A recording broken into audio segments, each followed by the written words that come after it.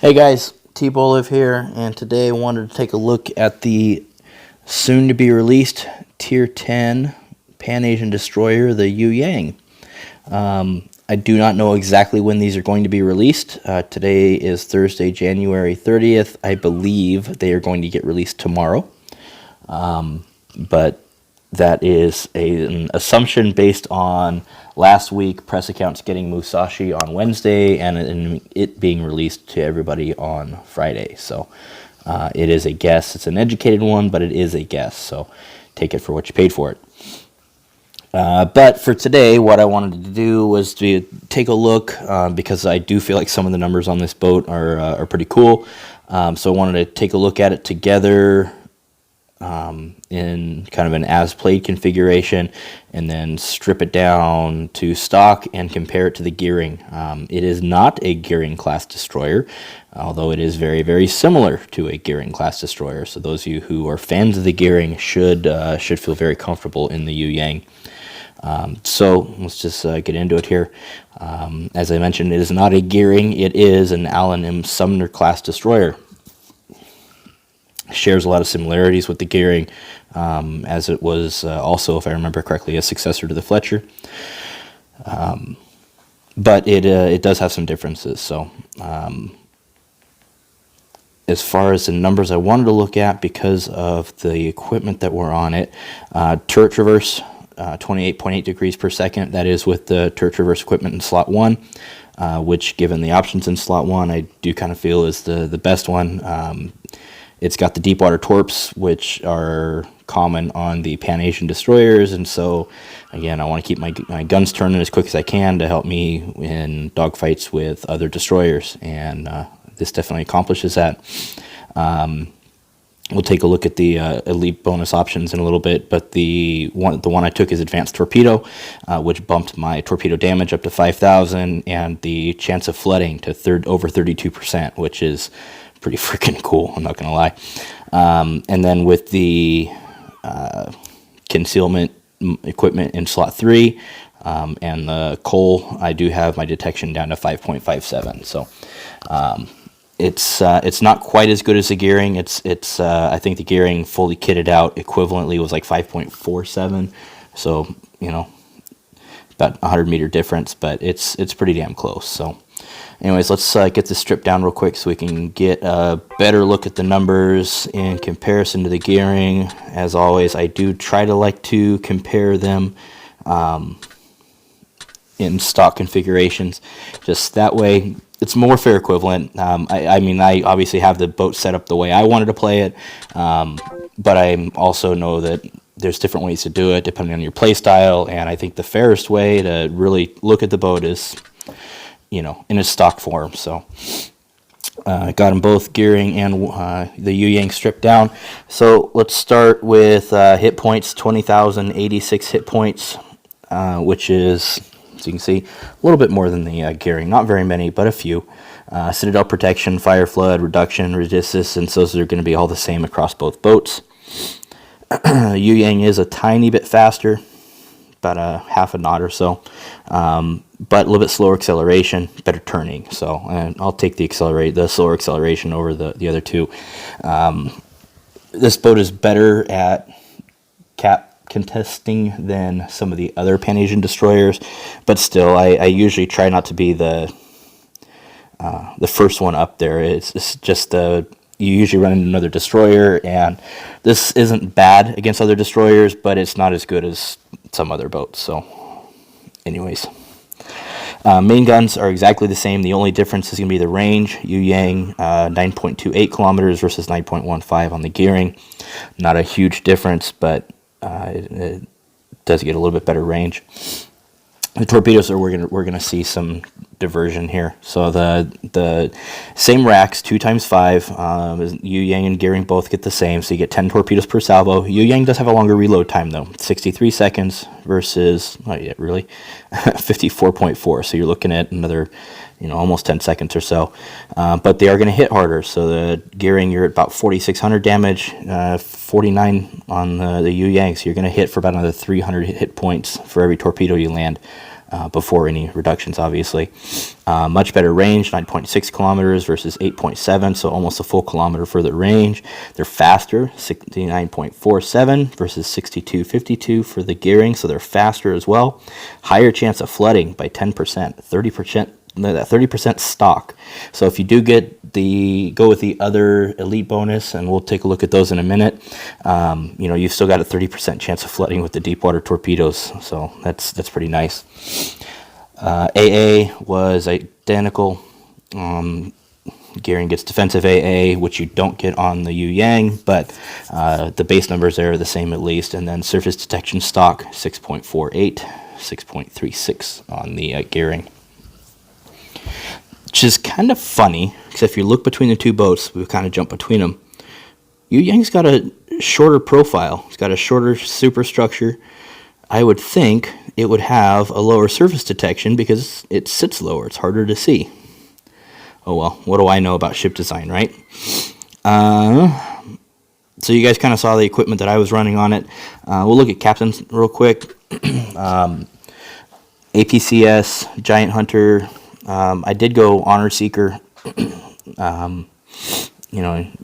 You can take compartment maintenance, but on a destroyer, I like to think that I'm not going to take that many torpedoes, so a little easier to dodge them.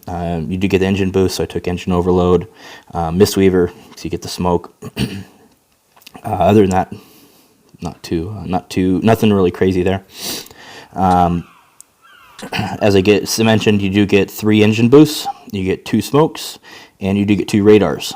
The radars, in my experience, are best used either just to chase somebody out of smoke or in cooperation with other boats, especially if you can tell they're targeting somebody, just because it is such a short duration and your damage output with your guns is not as high.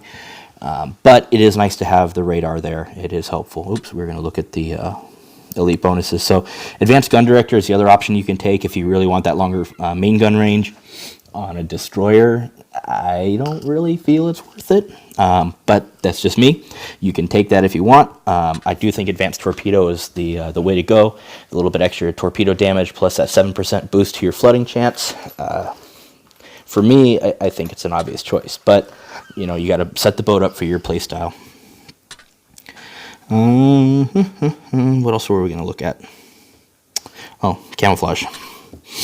So historical camouflage is, if I remember right, it's actually same as gearing as well. So main battery firing range, torpedo range, traverse speed, and surface detection, along with the silver and the XP bonus. So, anyways, I think that was really all. Oh, some of you are going to care about this. Battle honors, steel, no titanium. Sorry. But steel. So there's steel all the way down, it looks like, no copper. So yeah, there are battle honors, so that's nice. Anytime we can get more boats with those, we'll take it. Let's see, talked about captain skills, talked about stats. I think that's it, guys. You saw how I set it up. That was personal preference for my play style. Seemed to work pretty well for me. I had a couple of monster games in it. We're going to jump into those. I got some gameplay footage for you guys to kind of see how it looks. Yeah. So I guess we'll close with saying thank you for your time. Appreciate you guys watching and supporting. Leave a comment below. Let me know what you think. Let me know what you want to see next. Thanks a lot, guys. We'll catch you out there.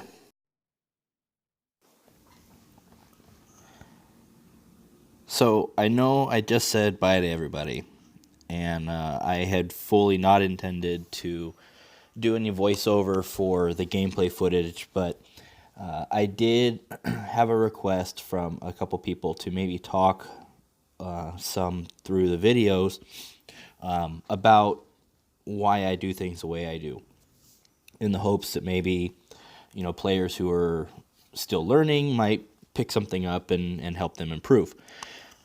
So I figured might as well give it a shot. So in this case, you can see that I kind of peeked out from behind that island, and there's a whole bunch of targets there, and all of them are perfect candidates for some deep water torpedoes. But there's also a whole lot of candidates there, and if you notice, I'm kind of the only one on this side.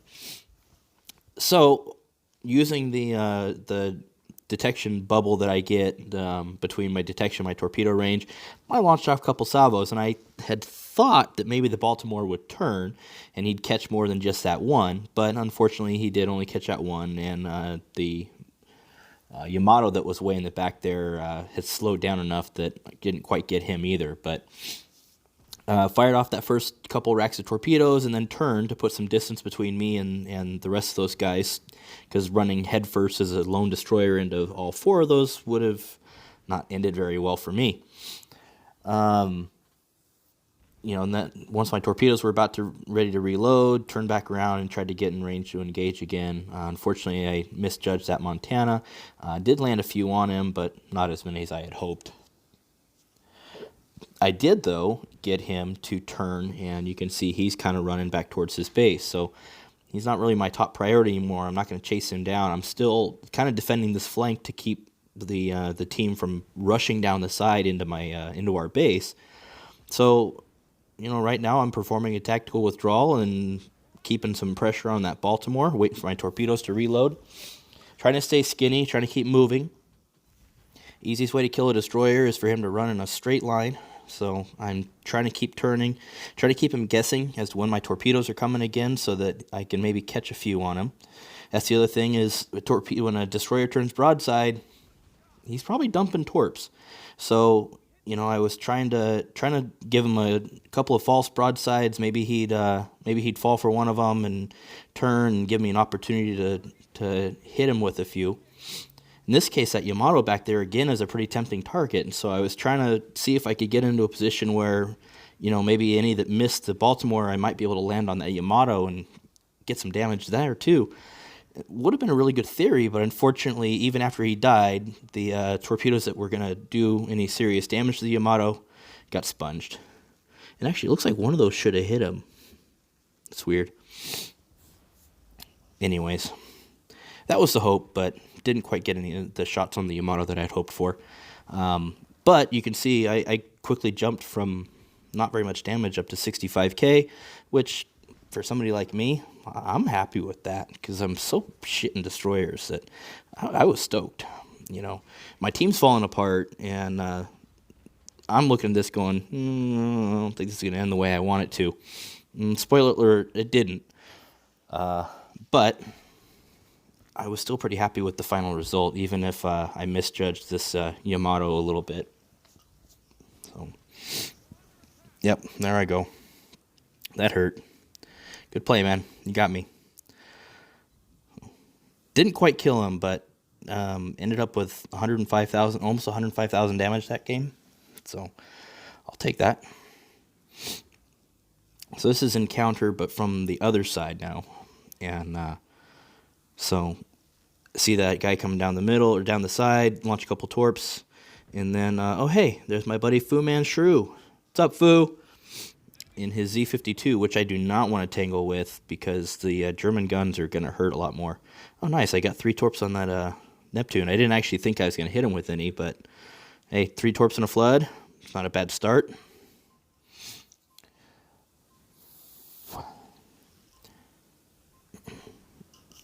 So I personally feel like when I'm on encounter, if I spawn in the center, my job is to go left and to keep the other team from pushing down the side flank and coming into our base, because everybody knows you start 3 on one side, 3 on the other. That's what you do. You usually go straight down that side and try to get in on the flank. So I tried to stay over on this side in case they did. They ended up pushing more towards the middle, so I kind of repositioned back towards the middle so that I could engage, and so you can see there's plenty of targets here. So my torpedoes aren't going to do any good against Fu Man and my other fleet mate, Dirty Sailor, there in the gearing, who is a great destroyer player and honestly scared the shit out of me a little bit when I saw that he was on the other team in a gearing, and I knew that I was limited in what I could do against him. But anyways, I felt like this was fun, and I didn't just get my ass handed to me. So. But there's 2 destroyers in smoke over there, and there's not a lot I can do about them, and so I kind of was pulling over towards this side, trying to let the Wooster, who's much better equipped to deal with them, do so. And yes, I did beach. And there was a little moment of indecision because I felt bad bailing on the Wooster, but I also knew that there were targets pushing down this side that I was better equipped to deal with than those destroyers in the middle. So I did kind of bail on him a little bit. Sorry, Kubert. But I felt like it was the right decision for the team. So there was bigger targets out this way that I'm primed to deal with. So as you can see, I came over here, dumped my torpedoes towards the battleship that was heading down the side, and then I did turn back to try to help with those destroyers. I didn't want to just leave my team at their mercy in the middle, especially when you've got two good destroyer players. Sorry, Foo. Especially when you got two good destroyer players in the center like that working together. I couldn't just totally leave my my Wooster to deal with them on his own. So after getting my torps, I did turn back towards the middle, and they're right there. Landed 7 on that, I think it was a Montana that was flanking hard down that side. And of course, the third member of the group on the other side that had me worried was right there, Schmuckinator in the Rep Oblique, and he was another one that scared me a little bit. He's a good player. I like it better when he's on my team. So, but this was a little bit of an attempt at misdirection. I was shooting at the Yamato, trying to see if I could light him on fire, while also trying to see if I could finish that guy off before he did any more damage. And then I think I ended up sending the torpedoes towards the Rep Oblique. See if I remember right. Yeah. So I was hoping that if I launched torpedoes at him but didn't shoot at him, that he wouldn't think I was sending torpedoes his way. It's worth a try at least, right? And maybe he would just continue on his course and speed and wander into him. So, I mean, can't hurt, right? So you'll notice I was kind of keeping an eye on those torpedoes, but I wasn't shooting at him because I didn't want him to think I was looking at him. Hey, 6 torps and it put me up to a big cal. It's not terrible. Double fire on the Yamato. So the guns, you know, kind of like the gearing guns, they do decent at putting out at starting fires. Not great, but not terrible. Get some decent full pens even without IFHE. So at this point, with those two guys kind of chasing me, it was just a matter of don't die. And trying to see if I could survive, because unfortunately you can see I'm out of smokes. I was just trying to survive until my torpedoes reloaded. And I launched those actually at the Yamato, because I thought the Yamato would keep going on that same course and wander right into him. And much to his credit, he did not fall for that trick, and I didn't land. Look at that! Did not land a single torpedo on him, which did piss me off a little bit. But Schmucky gonna end up eating one right there, so that made me feel a little bit better. Those times runs out, 124,000. Not too shabby for somebody who doesn't play Destroyer.